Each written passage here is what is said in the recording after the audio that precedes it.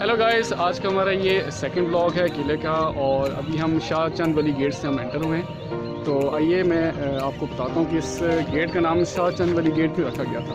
इसकी एक छोटी सी हिस्ट्री है, तो लेट्स फाइंड आउट।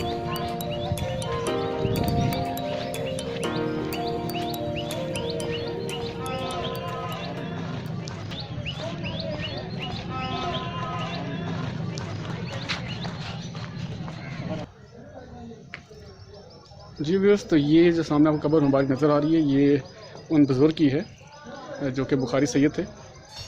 और उस टाइम पे इन्होंने जो बादशाह थे यहाँ के शेर शाह सूरी और उनके बेटे की वो खिदमत करते रहे बिला मुआवजे के।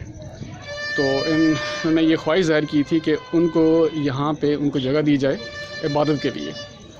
तो as a return Sher Shah Suri और उनके बेटे ने इनके नाम पे इस गेट का नाम रख दिया शाह चंद वाली गेट। ये बैकग्राउंड पे आप देख सकते हैं कि ये गेट है।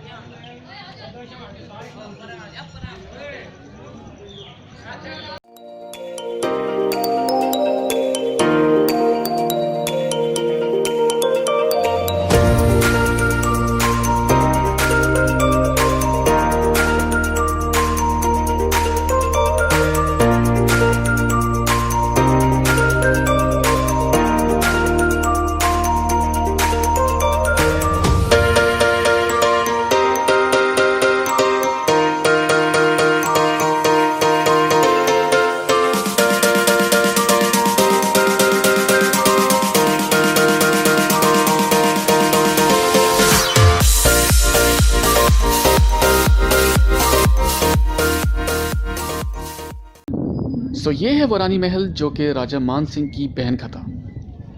मान सिंह अपनी बहन को प्यार से रानी बुलाया करते थे, इसलिए इस महल का नाम रानी महल रख दिया गया।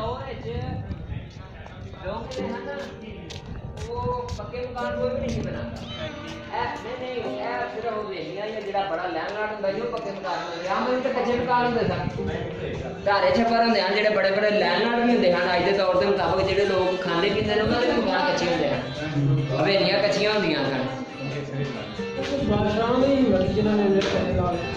बादशाह बराबर ही सही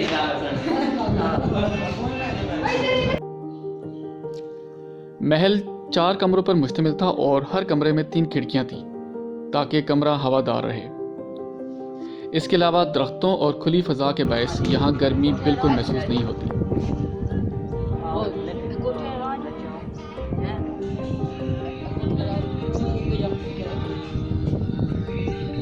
महल का इंतखाब इस जगह पे इसलिए किया गया क्योंकि यहाँ से किला चारों तरफ से नज़र आता है।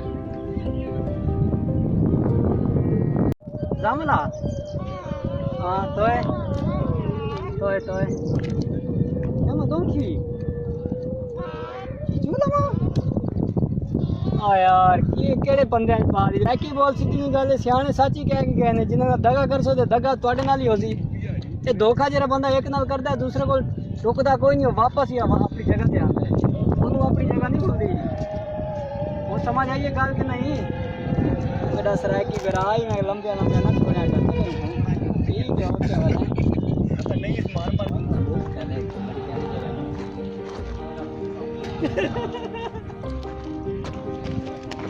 अकबर जब बादशाह बना तो उसकी उम्र सिर्फ 14 साल थी, इसलिए सारा कंट्रोल मान सिंह के हवाले कर दिया। सियालकोट से लेकर टेक्सला तक का सारा इलाका राजा मान सिंह के कंट्रोल में था। बाद में जब शहंशाह अकबर ने हुकूमत संभाली तो उसने अपने 9 रत्नों में से राजा मान सिंह को मुंतखब किया क्योंकि वो बहुत ही ज़हीन सपा सलार था। शहंशाह अकबर ने अपने जर्नैल मान सिंह के लिए इस हवेली को तामीर करवाया था। हवेली 2 मंजिला इमारत, 4 कमरों और 2 बारादरी पर मुश्तमिल थी, मगर वक्त के साथ साथ इसका एक ही कमरा अभी सलामत है जो आप स्क्रीन पर देख सकते हैं। मान सिंह यहाँ पर खुली कचहरी लगाया करता था और साथ ही साथ किले पर भी नजर रखता था।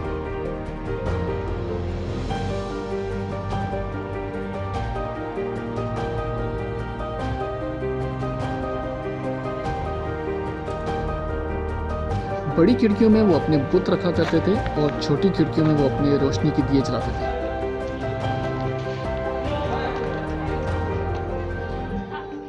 और नीचे इनके सिक्योरिटी गार्ड्स रहा करते थे।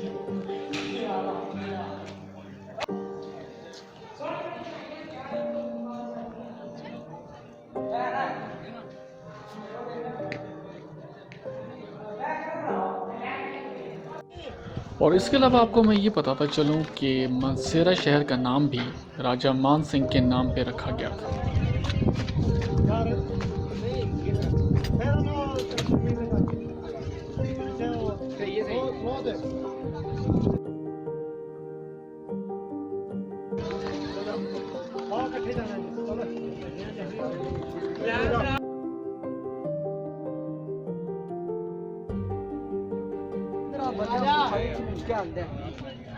क्या पूरा पांड फिर झंडा लैके ना अगे अगे टूरी जो नाल पोड़ी जो अगे अगे टूरी जो पूड़ी जो किथे तक लैके लेके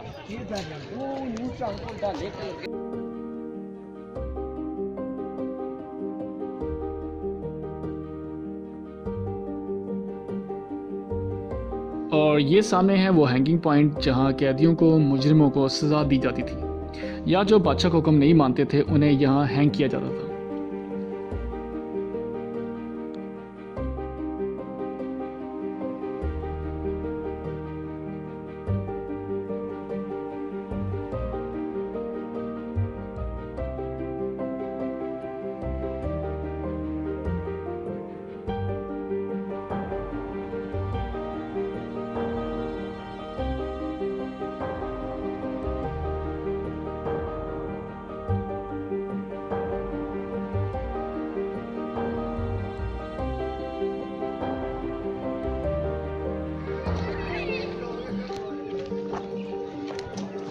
शेरशाह सूरी की बनाई हुई ये वो कोर्ट है जहाँ काजी बैठ के मुख्तलिफ फैसले सुनाया करते थे। आइए मैं आपको कोर्ट के ऊपर वाले हिस्से में लेके चलता हूँ और यहाँ से देखते हैं कि कैसा व्यू है।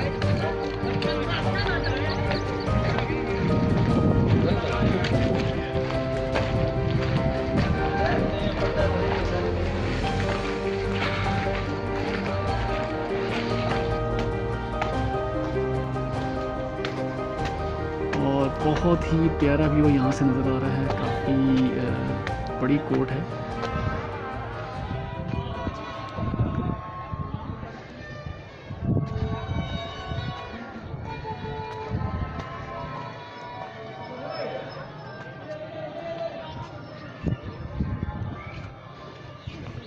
और ये मेरे दोस्त मुझे बुला रहे हैं कि भाई टाइम कम है और हमने किले की दूसरी साइड को भी कवर करना है, और क्योंकि किला काफ़ी बड़ा है और आप एक दिन में इस किले को नहीं देख सकते। तो चलिए चलते हैं किले की दूसरी साइड पे, देखते हैं वहाँ क्या है।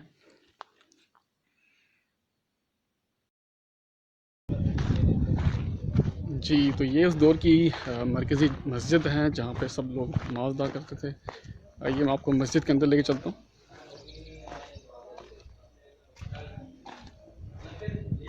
ये देखिए आज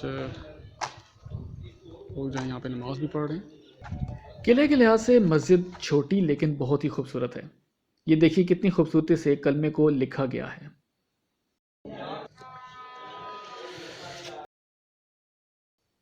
बाद में इसी डिज़ाइन को लेके मुगलों ने नूरजहां और जहांगीर के मकबरों पे इसको इस्तेमाल किया है।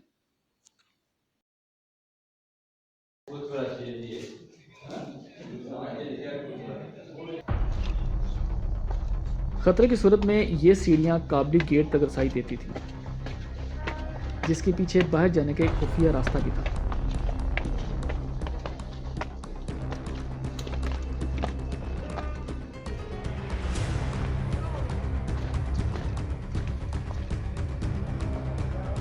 मस्जिद के ऊपर आप देख सकते हैं कि कोई गुंबद नहीं है। ये जगह बिल्कुल फ्लैट है, क्योंकि फ़ौजी यहाँ पे पहरा दिया करते थे।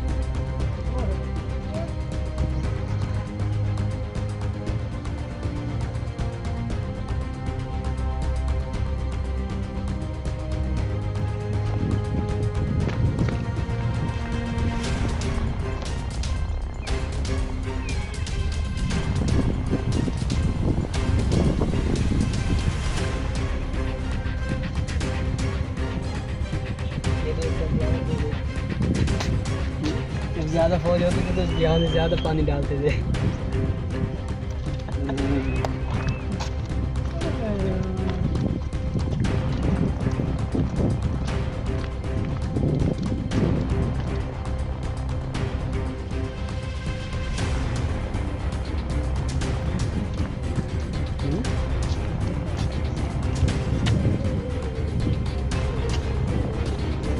पकड़ के भाई ये है वो दरिया जहाँ से कश्तियों को लंगरअंदाज किया जाता था और बाहर से आने वाले मेहमानों को यहीं पे ठहराया जाता था और उनकी खातिर तवाज़ो की जाती थी, इसीलिए इसका नाम लंगर खानी गेट रखा गया। इसी के सामने आपको किले का जो हिस्सा नज़र आ रहा है इसे शीशी गेट कहा जाता है, क्योंकि इसके ऊपर बहुत ही खूबसूरती से शीशों का और टाइलों का काम किया गया था।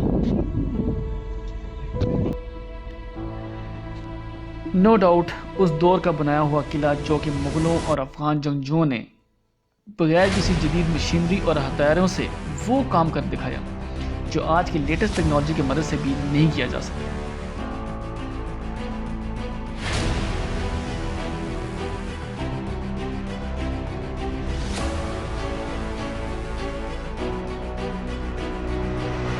सो गाइस, उम्मीद है आपको ये ब्लॉग पसंद आया होगा। अपने कमेंट से या राय से ज़रूर आगाह कीजिएगा। तो मिलते हैं आपको अपने किसी नए ब्लॉग के साथ। टिल देन टेक केयर, अल्लाह हाफ़िज़।